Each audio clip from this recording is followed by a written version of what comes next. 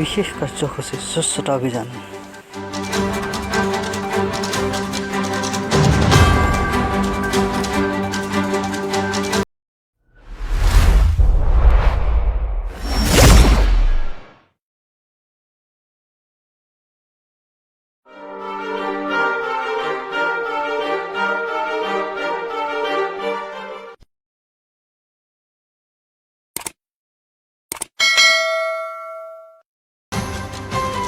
আজি আগষ্ট মাহৰ 1 তাৰিখ শোণিতপুৰ জিলাৰ অন্তৰ্গত জামুগুৰিহাটৰ এখন বিশেষ বিদ্যালয়ৰ চৌহদত স্বচ্ছতা অভিযান কাৰ্যসূচী আয়োজন কৰা হৈছিল।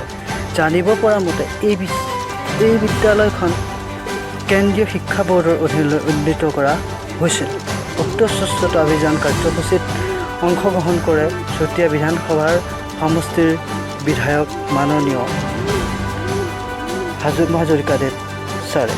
লগতে উক্ত কাৰ্যসূচীত উপস্থিত থাকে উত্তৰ চিলাবন্দা গাঁও পঞ্চায়তৰ সভাপতি শ্ৰদ্ধাৰ জয়ন্ত বৰাদেৱ আৰু লগতে আন সদস্যবৃন্দই। আনহাতে উক্ত স্বচ্ছতা অভিযান কাৰ্যসূচীত নদুৱাৰ মণ্ডলৰ যুৱ মৰ্চাৰ সভাপতি শ্ৰদ্ধাৰ ভাস্কৰজ্যোতি শইকীয়া আৰু যুৱ মৰ্চাৰ কাৰ্যকৰ্তাসকলে এই কাৰ্যসূচী সফল ৰূপায়ণ কৰাৰ ক্ষেত্ৰত গুৰুত্বপূৰ্ণ ভূমিকা লয় বুলি আমি এই ভিডিঅ'টিত সম্পূৰ্ণভাৱে আমি দেখুৱাবলৈ চেষ্টা কৰিছোঁ। আশা কৰোঁ আপোনালোকে ভিডিঅ'টি চাব, লগতে লাইক কৰিব, শ্বেয়াৰ কৰিব, কমেণ্ট কৰিব বুলি আশা কৰিলোঁ। ধন্যবাদ।